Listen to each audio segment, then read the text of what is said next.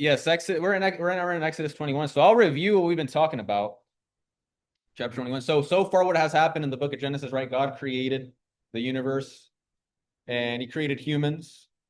And humans obviously fell away from God, and then this caused a an ill effect on their nature. And so since we received the nature from our parents and they received it from their parents all the way back to Adam and Eve, we also have that fallen nature.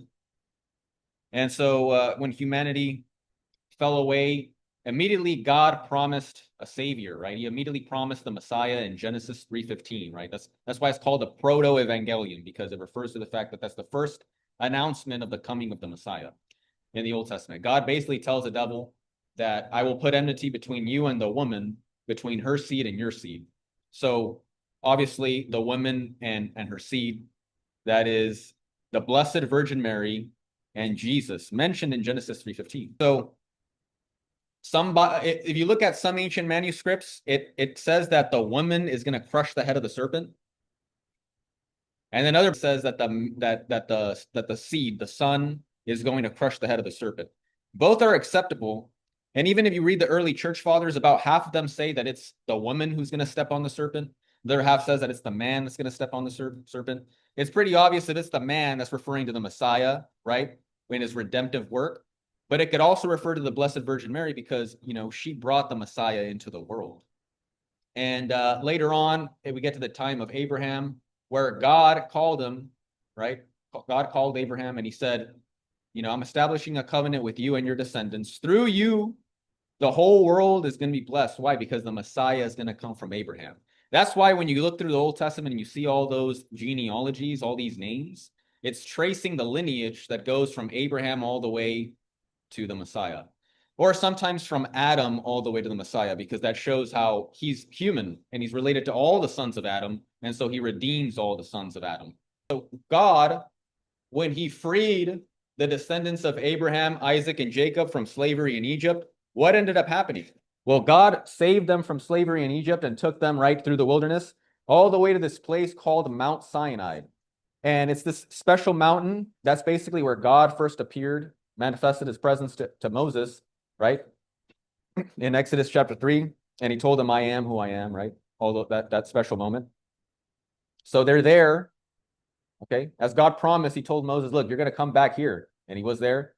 This is where that took place at Mount Sinai. Okay. And the law came down at Mount Sinai. Okay. So we read last week, 2 weeks before that, we read about the 10 commandments that were given to the people of Israel.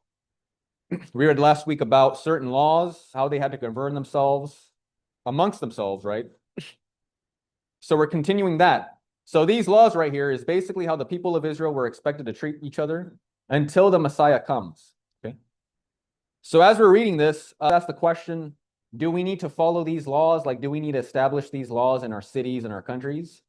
The answer is no, it's not necessary unless you find something that would be beneficial to the state or to of the people. And so, but then why do we read them? Well, because it's obviously God's inspired word and we could still learn from it. Okay, how we are to treat one another and, basic principles that we are to have. Okay, so verse 18. We're at verse 18. So it says, when men quarrel, so they're fighting, and one strikes the other with a stone or with his fist, not mortally, but enough to put him in bed. So he's injured, right? The one who struck the blow shall be acquitted, provided the other can get up and walk around with the help of his staff. Now, what's interesting is that in the Hebrew, it doesn't say with the help of his staff. It just says with his staff. Because back then in those times, it was actually very common for people to walk around with a staff, even if they could walk properly. The idea that it's expressing here is that the person recovered. The person is back to normal. That other person is acquitted. They're not going to be punished except for one thing. It says, still, he must compensate him for his recovery time and make provision for his complete healing. So he's to provide for him while he was out. And now verse 20, this one's an interesting one. It talks about a male or female slave. Now, as I mentioned last week, more proper translation will be servant, because that is, if you think of a slave, you probably think of somebody who was kidnapped and forced to work. But that's actually condemned in verse 16. It says, do not kidnap somebody. If anybody who kidnaps and sells them, like sells them to slavery, or has them in their possession, they shall be put to death. An Old Testament law there. So it's not talking about that. It's talking about, as I mentioned before, there's basically three situations that somebody would find themselves in when they become an ebed or an amah, which is a male or female servant in Hebrew. In this context, it's referring either to one, a person who voluntarily works, because back it's not like you could apply to Walmart, right, to support yourself. You would, in those times it was common economically to become a servant of somebody, and then that person would provide for that other person shelter, sustenance, food and water, healthcare when it was necessary, and even a wife. Like there's a case in First Chronicles that I mentioned last time about a Hebrew man named Sheshan who had only daughters, but he had an Egyptian servant, and he gave his daughter in marriage to this Egyptian servant. So if it was like, a slave, dirty slave, my clean blood cannot touch your blood. Well, why did he give his daughter in marriage? He obviously didn't have a problem with it because they were seen as part of the family. So it wasn't, don't think of like, antebellum South or something like that, or the slavery that happens nowadays in many parts of the world where there's abuse and all that. Don't think of that. And the other circumstance would be when somebody owed somebody money, they can't pay it off, and so they would work it off. They would become a servant in that case. But the maximum that they would work is 6 years. So after 6 years, they'd be released. Like imagine if we did that, like I owe a debt to the bank, been paying it off for 20 years. After 6 years, though, it was canceled. Imagine that. Imagine they canceled it after 6 years. That'd be interesting. Anyway, and then on top of that, after the person would leave, 6 years, I'm done, I'm out of here. Deuteronomy says that the man, the owner, would have to give in abundance to this person so that they don't start off in square one. So not only am I releasing you early, even though you owe me 10 years worth of work, I'm releasing you after 6 years, but I'm also going to give you an abundance so that you don't start from the bottom. So that's in Deuteronomy. And then on top of that, you have another circumstance where if a person steals and they can't pay it off, this is in the next chapter, they steal, they can't pay it off. So what they would do is they would work it off. Same idea, right? So now we have something interesting here. And this is a verse that a lot of atheists like to bring up. Actually, there was an atheist a long time ago that brought it up to me. And they basically use this as a way of attacking the Bible, saying, look, you believe in the Bible? You believe this? Okay, is this what you guys believe right here? When someone strikes his male or female slave with a rod so that the slave dies under his hand, the act shall certainly be avenged. If, however, the slave survives for a day or two, he is not to be punished since the slave is his own property. So does that mean that I could beat my slave as much as I want? As long as he's alive, as long as he doesn't die, I could just beat him all I want, and then it's all fine and dandy. He's my property, he's my possession. How would one respond there? Some people might say, okay, well, this is Old Testament laws. We're not under the Old Testament, so it's not like they'll just respond with, oh, but it was appointed at some point. So isn't it cruel for those people at that time? Like, why would you believe in this? Well, there's actually, I mentioned this last week. One of the things that I mentioned about the law, the law of Moses, one of the things that I mentioned is certain quote unquote discrepancies with the Hebrew, okay?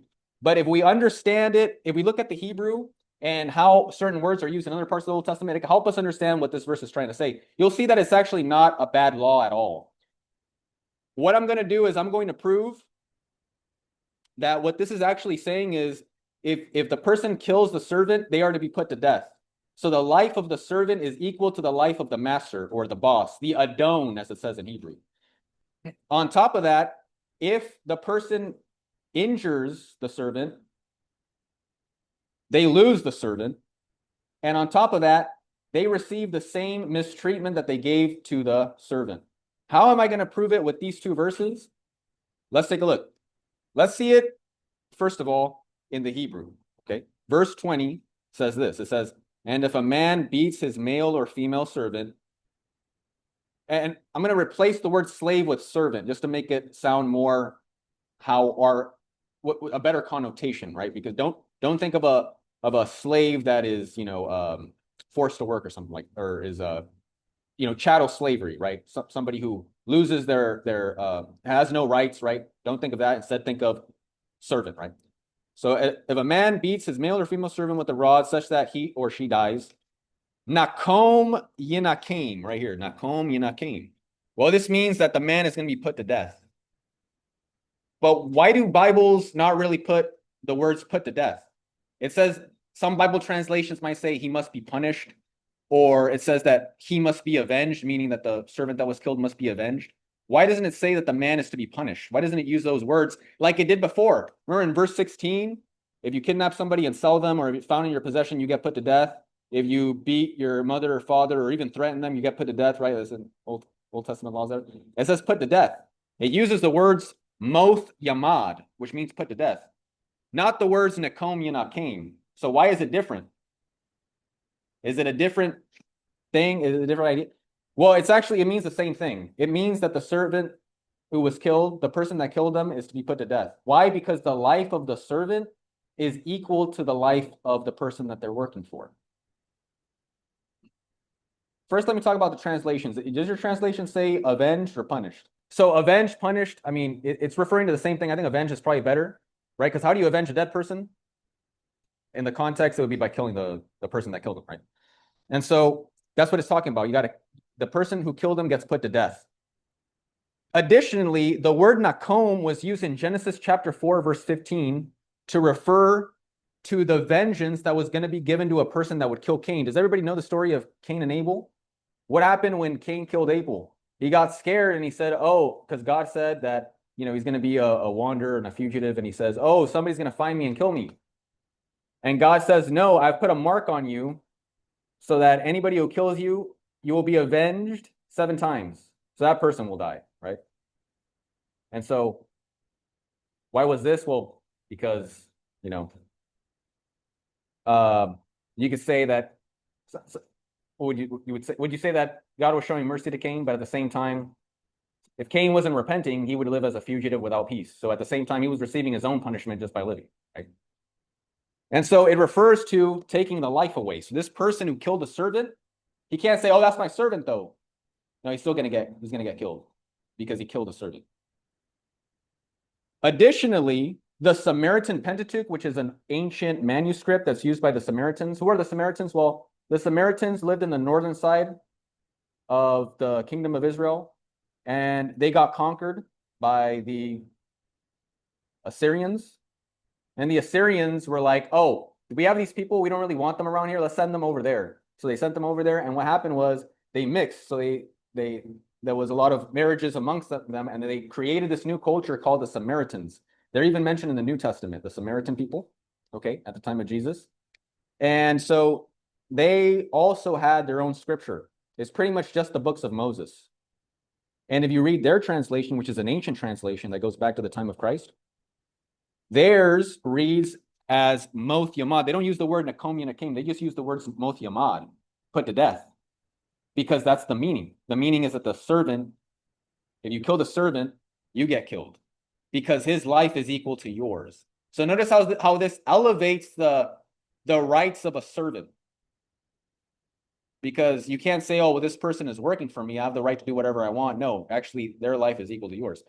Now, what about this idea? Why then is nakom yanakim used if it means the same thing? Well, there's really no problem because it means the same thing.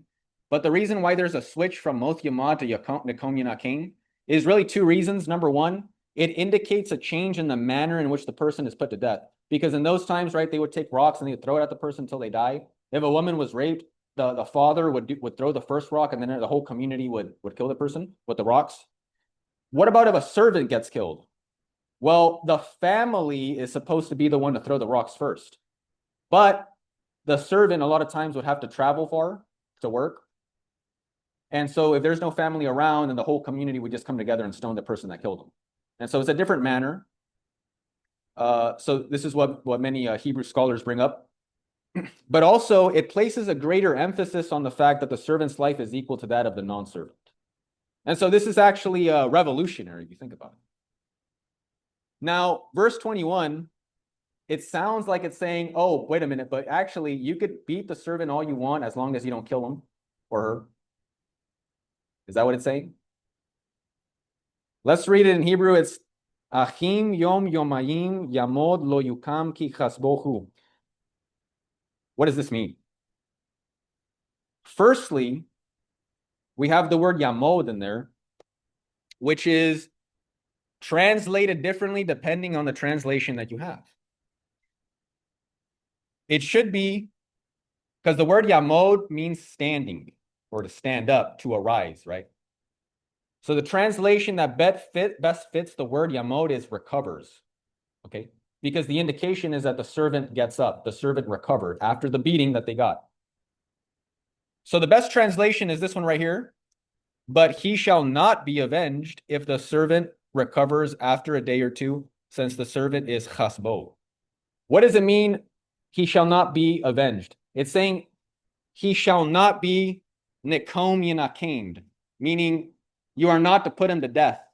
So it's saying if he beats the servant but he doesn't kill him, don't put him to death because he didn't kill him. You should only punish the person in the level that they acted upon, right? It has to be proportional to the crime committed. So even though he beat the servant, as unfortunate as that is, do not kill him. Okay. The person recovers, but it says since the servant is chasbo, what does that mean? What does chasbo mean? It comes from the word kesef, which means money or price or silver. It doesn't mean property. Some Bible translations might say property. Maybe it can mean property in a way, but not really in this circumstance, right? Property is not the correct translation because the verse is referring to the fact that the servant is paying off his debt. And so that's where your money is coming in from his work. And if they're voluntary servants, then the work is still his. So it is not referring to the servant himself or herself as like a property object with no rights. Instead, it's referring to the fact that they are benefiting from their work. And so you got to keep that in mind as you enact the punishment. What is the punishment that they're going to receive? It's in the next verses. What happens if a person beats somebody so bad that it takes them a day or two to recover? That means that they got injured, right? That's the idea. The idiom here is that the person got injured, right? But a day or two, what does that mean? It's referring to the fact that it took them a period of time to recover, which means that they got injured. That's all it's saying. So to conclude all this that I'm saying, you're not going to kill the person, but since they injured the person, this is what's going to happen instead. Jump to verses 26 to 27. It talks about injuries of a servant that a servant undergoes. What happens? The servant is released. So the person loses the servant. They lose their worker. Number two, these verses 26 and 27 are after lex talionis, which I will explain what that means. According to Leviticus 24, I'm just going to read it all. Leviticus 24, verses 19 to 22. Now, Jesus did this whenever the Pharisees would come to him. Like, the Pharisees would go up to Jesus and be like, hey, it's a Sabbath day. Why are you guys, because they got hungry, him and the apostles, Jesus and the apostles, and they started to take the grain, right, and eat it. And then the Pharisees came to them and were like, you're not supposed to do that because it's a Sabbath day. You're supposed to rest, right? And Jesus said, wait a minute.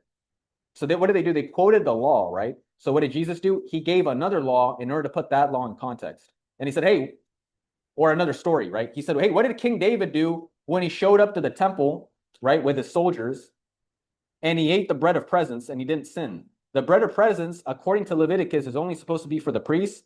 King David and his men were not priests, but they ate it, and they didn't sin. Why? Jesus took this story in order to contextualize the law. So now let's take this law right here in order to contextualize Exodus 21. It says, if anyone injures his neighbor, so is a servant your neighbor? Well, yeah, right? As he has done, it shall be done to him. Fracture for fracture, eye for eye, tooth for tooth. Whatever injury he has given a person shall be given to him. Whoever kills an animal shall make it good, and whoever kills a person shall be put to death. You shall have the same rule for the sojourner, meaning the foreigner, and for the native. For I am the Lord your God. And so you can't say, oh, wait a minute, he's a foreigner, I could beat him. No, it's the same law, regardless of the person's ethnicity. So that's Leviticus, the same law of Moses. That's the next book, Leviticus. That means that this person who beat a servant, mistreated a servant, he's also going to receive the same punishment. And now the next thing it says, when men have a fight and hurt a pregnant woman so that she suffers a miscarriage. What does your guys' Bible translation say here? Verse 22. Well, that's actually a mistranslation. A lot of people use this verse to say, look, the Bible's pro-abortion. Look at this. I'm going to show it to y'all. It says that when men have a fight and hurt a pregnant woman so that she suffers a miscarriage, but no further injury, the guilty one shall be fined as much as the woman's husband demands of him, and he shall pay in the presence of the judges. Aha. So wait a minute. The baby got killed. The man isn't killed because the baby's life is not worth the same as a man's life. This means that you could abort because the baby in the womb is not equal to the life of a human that's already born. You see the argument? How do we respond to that? All he has to do is pay a fine. He's not going to be put to death. He just has to pay a fine and you're good. See, so just continue reading. First of all, the word just used in verse 22, that Hebrew word is never, ever used in the Bible to refer to a miscarriage. The word literally means to send forth. That word is used in different parts of the Bible to refer to children coming forth into the world. Because the word itself means to send forth. In other words, the woman is attacked in such a way that it provokes an early birth. So it's not a miscarriage. I have a theory. I don't know what it is, but I see the liberal theologians are the ones that use this one. But it's important to point out because the Hebrew word means to send forth, and it is never used in the Bible to refer to a miscarriage. Instead, it refers to sending forth. So in other words, the child is born. The child is fine. That's why it says no further injury. The guilty one shall be fined as much as the woman's husband demands of him, and he shall pay in the presence of the judges. So the judges are going to be overlooking to make sure that it's a just fine. But if injury ensues, meaning if there's injury on the baby, you shall give life for life. And this could also apply to the woman, right? Life for life. So meaning if you kill the baby or you kill the woman, you get put to death. Eye for eye, tooth for tooth, hand for hand, foot for foot, burn for burn, wound for wound, stripe for stripe. So wait a minute, actually it's saying that the baby's life is worth exactly as much as somebody who's already born. It's saying the opposite. So why do they translate it as miscarriage? I have no idea. Pro-abortion theologians use this verse. Why do they translate it like that? There's no reason to translate it like that. If we continue, it says, when someone strikes his male or female servant in the eye and destroys the use of the eye, he shall let the servant go free in compensation for the eye.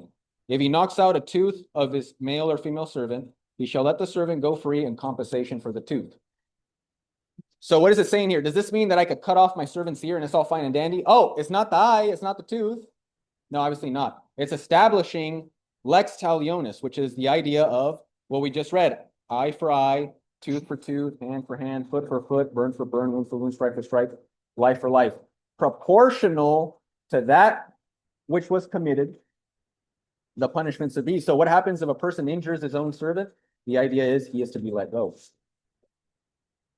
And that's what I mentioned earlier. But also, according to Leviticus, what has to happen to that man? He beats his servant, mistreats his servant, he's going to also receive the same punishment. And it says, when an ox gores a man or a woman to death, the ox must be stoned, its meat may not be eaten. Why not eat it? Because it's showing that you are not to benefit from this animal because it has killed somebody. So it's basically trying to elevate the idea that human life is precious.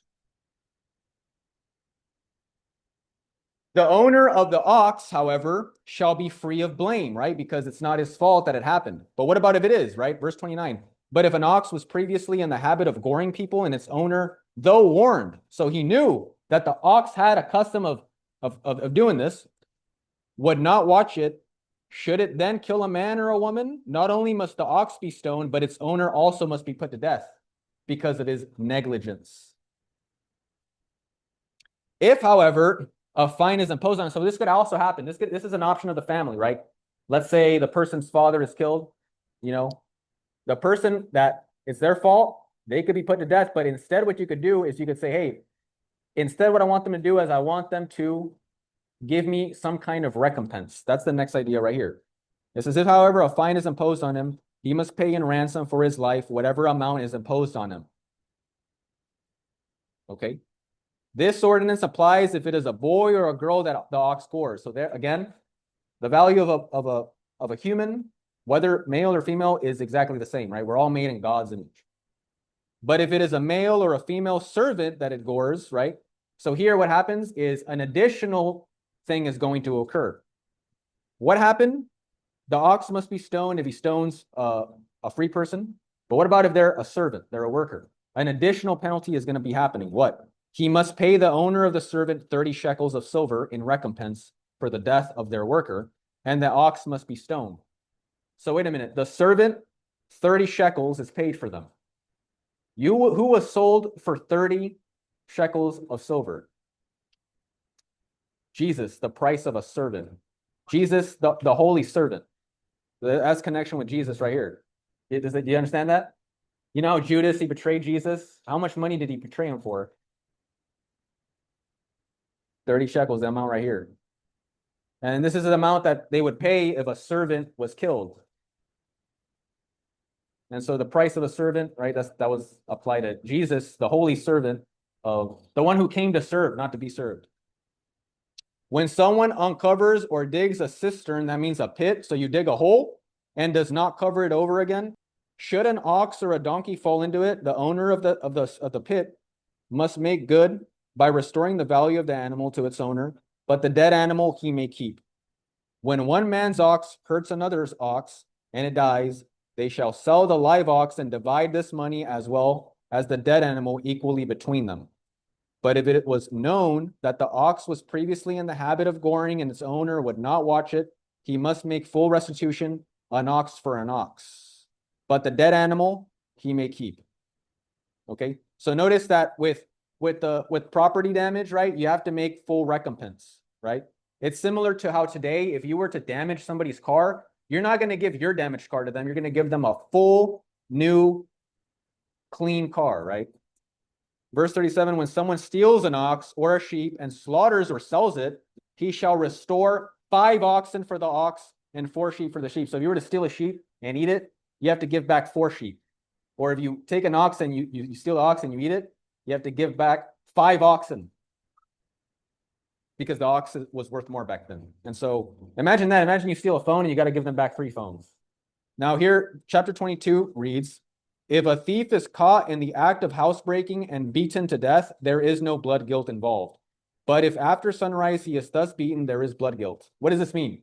This means if somebody comes into your house and you defend yourself and you end up killing them, well, you're free. You're fine. Self-defense, even to the point of killing the person, if you have no other choice, you're free from sin because you're defending your life. The Bible says it. St. Thomas Aquinas says it. The Catechism of the Catholic Church says it, right? But if after sunrise or if the sun is shining, right? So in other words, you could evaluate the situation. You could see if he has a weapon on him. You could see if he's there to steal. The idea here is if you know he's there to steal, there is blood guilt. You can't kill a person if they're simply there to steal, according to this verse. Instead, when your life is in danger and you have no other choice, he must make full restitution. If he has, so in other words, if a person is stealing, right? If he has nothing, he shall be sold to pay for his theft, right? So in other words, if I steal from you and I can't pay it back, I have to work for you until it's paid off. If what he stole is found alive in his possession, be it an ox, a donkey, or a sheep, he shall make twofold restitution. So if I steal an ox and I didn't kill it, I didn't eat it, I didn't sell it, I still have it, I have to give it back to you and then I have to give you another one. Okay. When someone causes a field or a vineyard to be grazed over by sending his cattle to graze in another's field, he must make restitution with the best produce of his own field or vineyard. So if I let go of my animal and it starts eating from your field, I have to get from the best of my field and give it to you.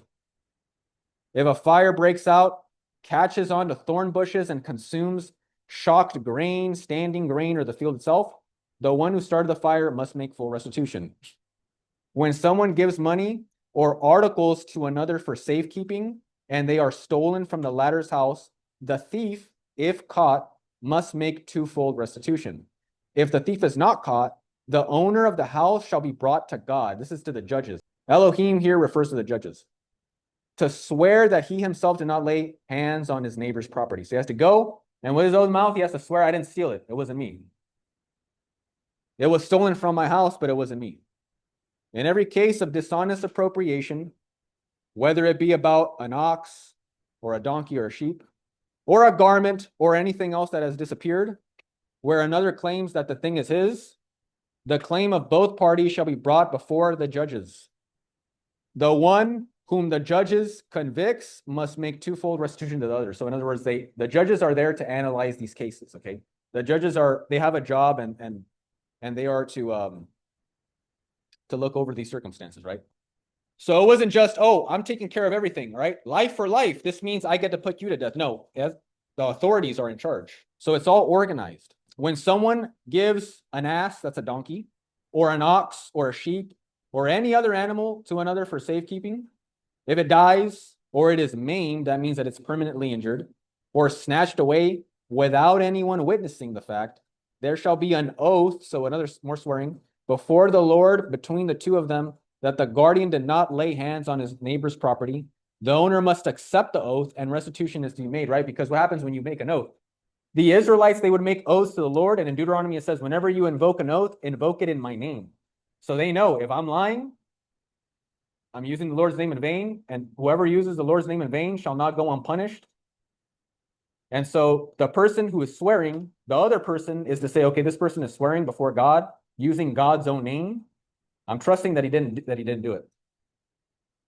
But if the guardian has actually stolen from it, then he must make restitution to the owner. If it has been killed by a wild beast, let him bring it as evidence. He need not make restitution for the mangled animal, right? Because he didn't do it. Another animal came and killed it. It wasn't his fault.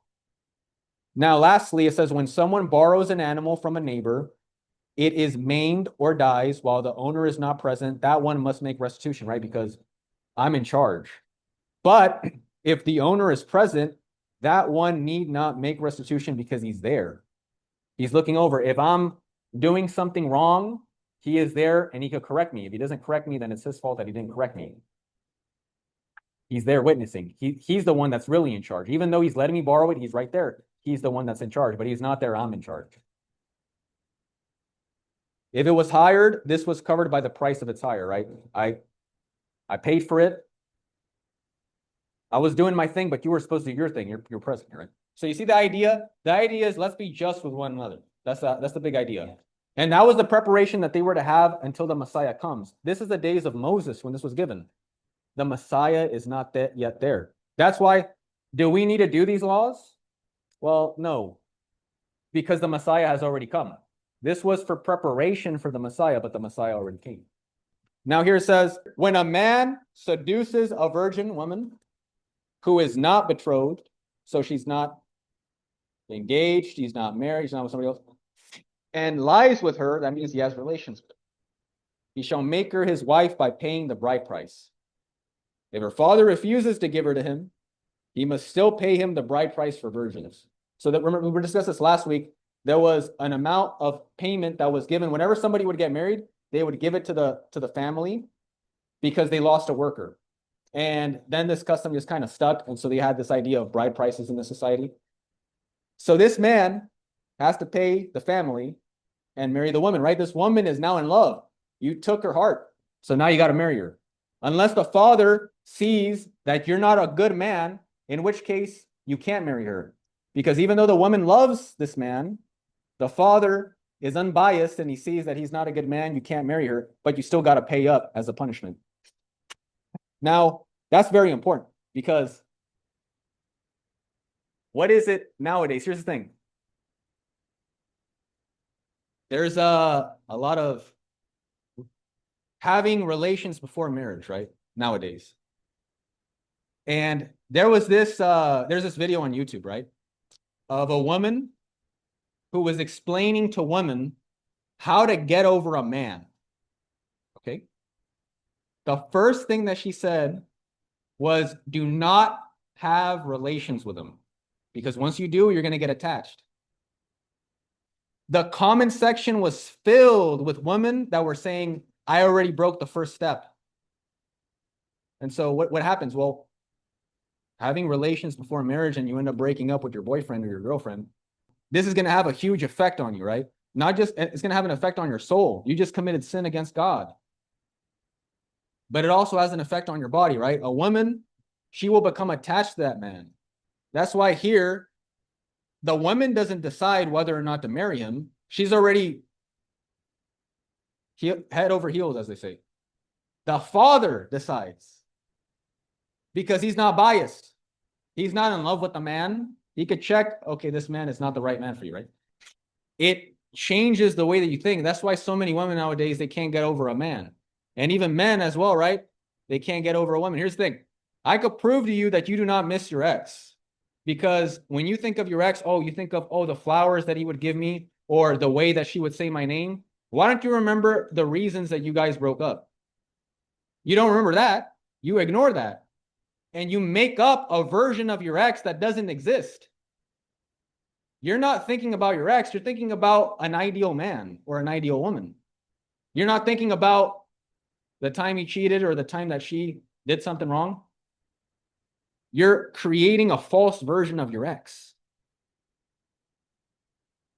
It's not the reality. And so this comes with understanding, right, our self-worth as well, right? We're made in God's image. That's a huge thing underlying this. We're all made in God's image. There's no reason for me to be somewhere where I'm just mistreated, right? I mean, you have a boyfriend who mistreats you, girlfriend who mistreats you, you could break up. What happens nowadays? Why do people cheat? Well, when you don't have your eyes on God, when God is not the center of your relationship, who is the center of your relationship? If it's money, once money is gone, your relationship is gone. If it's, oh, my girlfriend makes me happy or my boyfriend makes me happy, that person's the center. What happens when you reach tough times? Oh, she doesn't make me happy anymore. He doesn't make me happy anymore. I'm gonna go with someone else. That's why you shouldn't say, oh, my boyfriend, my girlfriend, my wife, my husband, he or she is the center of our relation. No, it should be Jesus. Jesus is the one that brings me joy, and Jesus is the one that I have to serve every single day, right? I'm faithful to my wife. I'm faithful to my husband because it is right. That's how God established it. That's what I need to be. Even in tough times, even if he or she cheats on me, I'm not gonna cheat back. I don't want to get revenge. I don't want to scoop to that level because I know my worth. I'm made in God's image, and I'm here to reflect God, right? Loyalty. That's why being a boyfriend, being a girlfriend, what is that? It's preparation for when you get married. What happens? Some people say, oh, I need a break. We need a break. No, if somebody says, let's have a break up, because that means that they're not built for that relationship. Are you really telling me that it's okay for somebody to say, let's take a break, they go with other people, they have relations with them, and then when they miss you, they come back to you after spitting in your face? No, obviously not. Somebody says to you, hey, let's take a break up with them. What that process is, as you're a boyfriend and a girlfriend, is preparation for marriage. Never date for the sake of dating. Only date for the purpose of preparing for marriage. When marriage hits and you go through tough times, all you got to do is say, oh, we've been through this. We already know what to do. So there's a lot of teaching hidden within this. If you know somebody who is trying to get you to have relations before marriage, right? Trying to manipulate or gaslight you into doing it, always remember who your priority is, right? Your priority is God. And so you always will know, even if you, oh, this is, no man has ever treated me like that. No man has ever came to me. No woman has ever paid attention to me. Don't fall for it. That is Satan's plan. God knows, or you know what God wants, right? And you know you're doing right because you're doing what God wants. If the person has a problem with it, what does that prove? That proves that they're not for you. That's simple.